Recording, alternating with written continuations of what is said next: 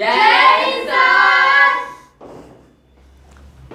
बच्चों, इस समय आप लोग महामना स्टूड के यूट्यूब चैनल से जुड़े हुए हैं और इस चैनल में मैं आप सबका स्वागत करता हूं। आज हम लोग class 9th physics Hindi medium NCERT book के 12th चैप्टर ध्वनि यानी कि साउंड के अंतर्गत हम लोग ध्वनि बूम के बारे में पढ़ेंगे, यानी सोनिक बूम के बारे में पढ़ेंगे।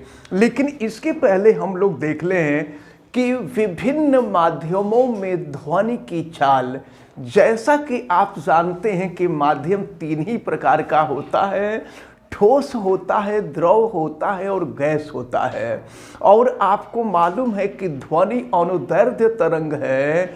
ध्वनि एक स्थान से दूसरे स्थान तक जाने के लिए तीनों माध्यमों का प्रयोग कर सकती है, यानी ध्वनि ठोस माध्यम, द्रव माध्यम और गैसीय माध्यम, इन तीनों माध्यमों से हो करके जा सकती है। हम आपको बता दें कि ठोस माध्यम में ध्वनि की चाल सबसे अधिक होती है। आप सब लोग याद रखे रहेंगे, ठोस माध्यम में ध्वनि की चाल सबसे अधिक होती है। द्रव में ध्वनि की चाल उससे कम होती है और गैसीय माध्यम में ध्वनि की चाल सबसे कम होती है। याद रहेगा आप लोगों को ना? ठोस माध्यम में ध्वनि की चाल सबसे अधिक होती है। अब हम आपको बता दें कि जैसे आप देखे होंगे पहले जो टेलीफोन के तार हुआ करते थे, जहां पर रिसीवर लेकर के या आदमी बोलता था, तो उसमें जो है उसमें एल्यूमिनियम के तार हुआ करते थे और एल्यूमिनियम के तार के अंदर से होकर के आपकी आवाज़ एक व्यक्ति के टेलीफोन से दूसरे व्यक्ति के टेलीफोन तक जाती थी, यानी कह लीजिए ध्वनि एक स्थान से दूसरे स्थान तक जाती थी। हम आपको बता दें कि एल्यूमिनियम में ध्वनि की चाल, ये ठोस माध्यम है, ठोस माध्यमों में एल्यूमिनियम में ध्वनि की जो चाल होती है वो सबसे अधिक होती है, 6420 मीटर प्रति सेकंड होता है। इसको आप याद रखे रहेंगे, एल्यूमिनियम में ध्वनि की चाल सबसे अधिक होती है और उससे कम जो होती है वो निकिल में हुआ करती है। इसी तरह से ये सारी चीज़ें आप देखेंगे तो आपके बुक में अवेलेबल है। तो यहाँ पर निकिल में ध्वनि की जो चाल होती है ये 46,040 मीटर पर सेकंड होती है, यानी एल्यूमिनियम में ध्वनि की चाल सबसे अधिक, निकिल में ध्वनि की चाल उससे कम, इसी तरह से स्टील में ध्वनि की चाल उससे कम, लोहा में ध्वनि की चाल उससे कम, पीतल में ध्वनि की चाल उससे कम और कांच में भी ध्वनि चलती है, उसमें ध्वनि की चाल जो है पीतल से भी कम होती है। लेकिन अगर हम द्रव की बात करें तो द्रव में समुद्री जल होता है, समुद्री जल का घनत्व तो बहुत अधिक होता है और समुद्री जल का घनत्व, इसीलिए समुद्री जल का घनत्व अधिक होने के कारण ही समुद्री जल जो होता है खारा होता है, नमकीन होता है और इसीलिए वहां से नमक बनाया जाता है। तो अब जरा ध्यान पूर्वक देखें, समुद्री जल में ध्वनि की जो चाल होती है वो सबसे अधिक होती है। समुद्री जल की अगर हम बात करें तो समुद्री जल में ध्वनि की चाल सबसे अधिक होती है द्रव के अंदर। ठोस की तो अलग हो गई बात, हम द्रव की बात कर रहे हैं। तो समुद्री जल में ध्वनि की जो चाल होती है ये 1531 मीटर पर सेकेंड, 1531 31 मीटर पर सेकंड होता है।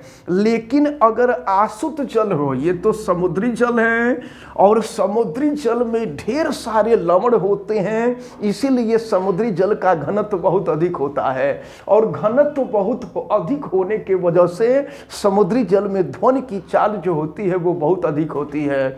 यानी अगर गोताखोर वगैरह जो होते हैं, जो समुद्र के अंदर या समुद्र के गर्त में जाते हैं, वहां जाने के बाद जा करके जब वो बोलते हैं, अपनी आवाज उत्पन्न करते हैं, तो अगर उसी समुद्र में कोई दूसरा कोई गोताखोर होता है तो उस तक आवाज बड़ी आसानी से पहुंच जाती है, बड़ी सरलता से पहुंच जाती है। अब आती है बारी आसुत जल की। तो आसुत जल आप सभी लोग शायद न जानते हों, आसुत जल के अंदर बिजली प्रवाहित नहीं होती है। आसुत जल के अंदर किसी प्रकार का कोई साल्ट नहीं होता है, इसीलिए इंजेक्शन के रूप में आसुत जल का प्रयोग किया जाता है, डिस्टिल्ड वाटर का प्रयोग किया जाता है। और प्रश्न ये उठता है कि यह आसुत जल होता क्या है? तो अगर पानी को खौलाया जाए तो खौलाने के बाद उसका भाप बन करके ऊपर उड़ता है, और अगर उसी भाप को रोक लिया जाए तो वो भाप अब जब ठंडा होता है तो फिर से जल में परिवर्तित हो जाता है। तो भाप जब जल में परिवर्तित होता है तो उसके अंदर किसी प्रकार का कोई साल्ट, किसी प्रकार का कोई लवण नहीं होता है, इसीलिए उसको आसुत जल कहते हैं। उस आसुत जल का ही उपयोग मेडिकल के क्षेत्र में किया जाता है, दवा वगैरह बनाने में या इंजेक्शन वगैरह जो लगाया जाता है वो आसुत जल का ही बनाया जाता है। तो आसुत जल में चूंकि उसके अंदर कोई साल्ट नहीं होता है, इसलिए उसके अंदर करंट फ्लो नहीं होती है। अगर समुद्री जल हो तो समुद्री जल में करंट बहुत तेजी से फ्लो होती है। ये साधारण हैंड पाइप वाला जल होगा तो उसमें भी बहुत तेजी से करंट जो है फ्लो होती है, क्योंकि उसमें भी साल्ट होता है। और उससे कम जो होता है वो इथेनॉल होता है, एथिल एल्कोहल C2H5OH, इसी को शराब कहा जाता है। इसके अंदर भी विद्युत धारा प्रवाहित, इसके अंदर भी आवाज प्रवाहित होती है।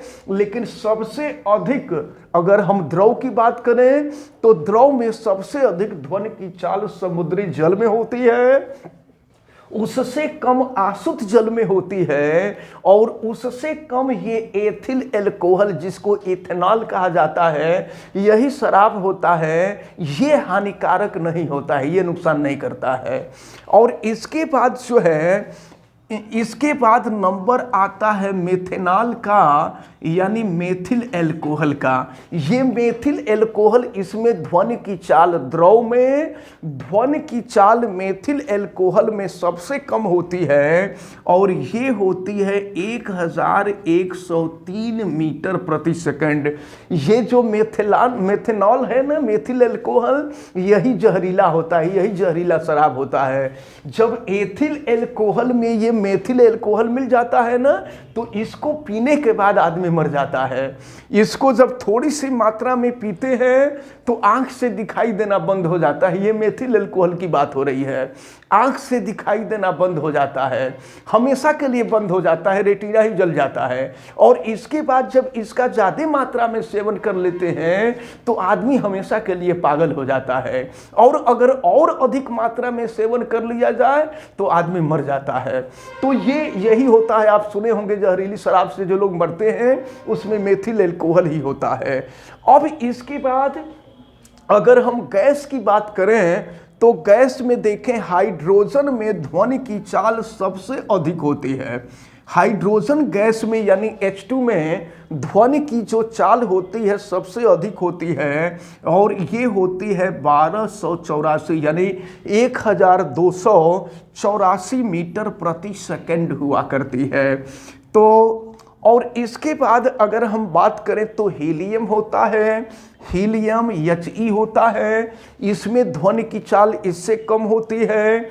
फिर वायु है, वायु जानते हैं गैसों का मिश्रण होता है। वायु जो है गैसों का मिश्रण होता है, तो तो वायु में भी ध्वनि की चाल लेकिन इसकी तुलना में कम होती है। इससे कम ऑक्सीजन में ध्वनि की चाल होती है और सल्फर डाइऑक्साइड में ध्वनि की चाल सबसे कम होती है गैसों में। तो इसको आप याद रखे रहिएगा। तो ठोस माध्यम, द्रव माध्यम और गैस माध्यम, इन तीनों माध्यमों में से ठोस में ध्वनि की चाल सबसे अधिक, द्रव में ध्वनि की चाल उससे कम और गैस में ध्वनि की चाल सबसे कम होती है। आप बताइए ध्वनि की चाल किस माध्यम में सबसे अधिक होती है? ठोस माध्यम में, और सबसे कम गैस में, और द्रव में दोनों के बीच में होता है।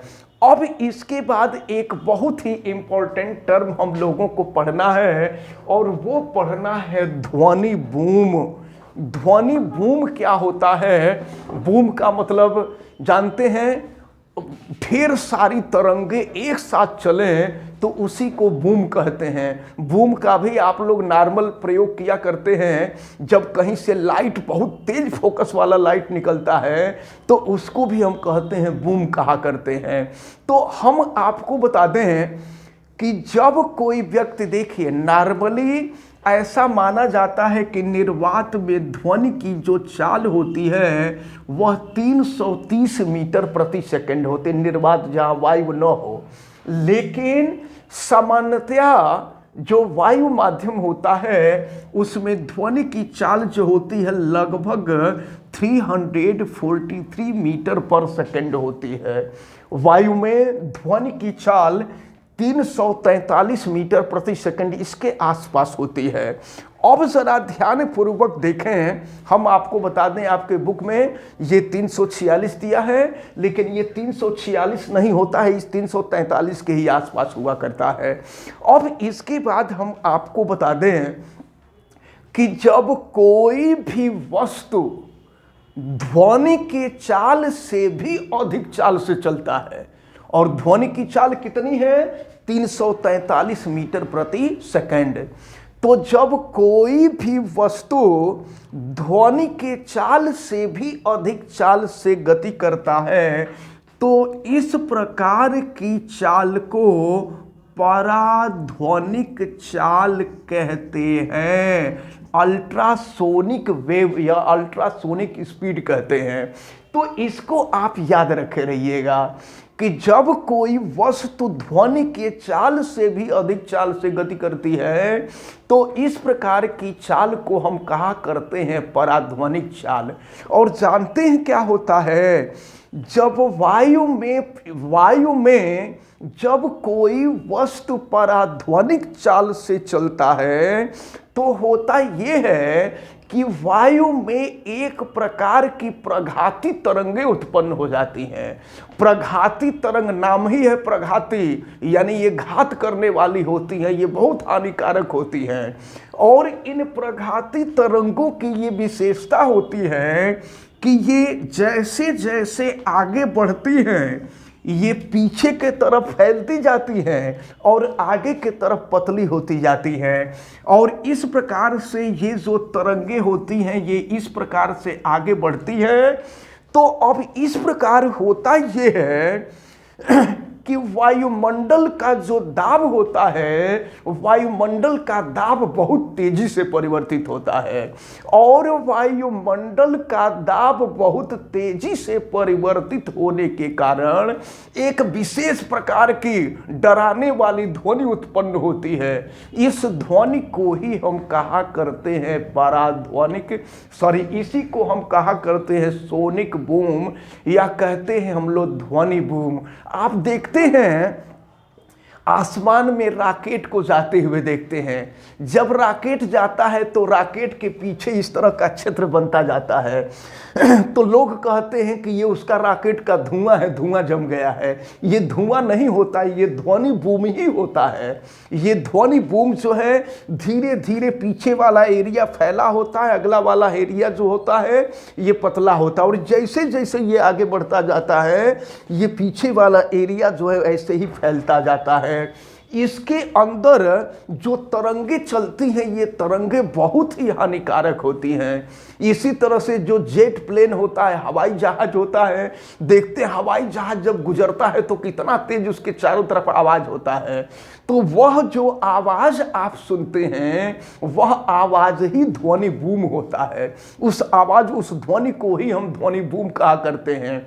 इसके अंदर बहुत अधिक मात्रा में एनर्जी होती है। ये हमारे घरों के लिए हानिकारक होता है। अगर मान लीजिए कोई व्यक्ति अगर छत पे बैठा हुआ है और अगर उसके नजदीक से होकर के ये गुजर जाए तो उस व्यक्ति के स्वास्थ्य के लिए ये बहुत हानिकारक हो सकती है, वो व्यक्ति झुलस सकता है। लेकिन अब इसीलिए हवाई जहाज जो होती है वो पृथ्वी से लगभग 12-13 किलोमीटर की ऊंचाई पर वायुयान चलते हैं या जेट प्लेन जो होते हैं वो चलते हैं। और वो नज़दीक जब आते हैं तो देखते हैं जैसे ही हमारे घर के ऊपर से गुजरते हैं घर के लोग घबरा जाते हैं, देखने लगते हैं। तो अब ये जो वायुयान है, ये जो जेट प्लेन है, वो उसके अंदर आवाज नहीं होती है। वो वायुमंडल को जब चीरते हुए जाता है तो वायुमंडलीय दाब में इतना तेजी से परिवर्तन होता है कि परिवर्तन के वजह से ये ध्वनि जो होती है उत्पन्न हो जाती है, जिसको हम ध्वनि बूम कहते हैं। अगर ये घर के नजदीक से होकर के गुजरे तो घरों के दरवाजे, खिड़कियां वगैरह टूट सकती हैं। इसीलिए आप देखते हैं कि कहीं भी एयरपोर्ट होता है तो एयरपोर्ट के आसपास जो है घर नहीं बनाए जाते हैं, तो ढेर सारी दुर्घटनाएं जो है हो जाया करती हैं। तो इस प्रकार जो है ये ध्वनि बूम रहा। ध्वनि बूम के अंदर जो है बहुत अधिक एनर्जी होती है और ये हमारे स्वास्थ्य के लिए बहुत ही हानिकारक होता है। तो ये जो ध्वनि बूम है सबको समझ में आ गया आप सबको? ठीक है, इसको बहुत अच्छी तरह से तैयार किए हैं और हमें उम्मीद है कि जो लोग वीडियो देख रहे हैं उनको भी ये अच्छी तरह से समझ में आ गया होगा। आप वीडियो को लाइक जरूर कीजिएगा और अगर आप चैनल पे नए हैं तो चैनल को सब्सक्राइब भी कर लीजिए, बेल आइकन को भी प्रेस करें। और अगर किसी प्रकार की कोई दिक्कत समझ में आती है तो आप हमें कमेंट करके जरूर बतावें और वीडियो को मैक्सिमम स्टूडेंट तक शेयर करें। आप सभी लोगों का बहुत बहुत धन्यवाद। जय हिंद।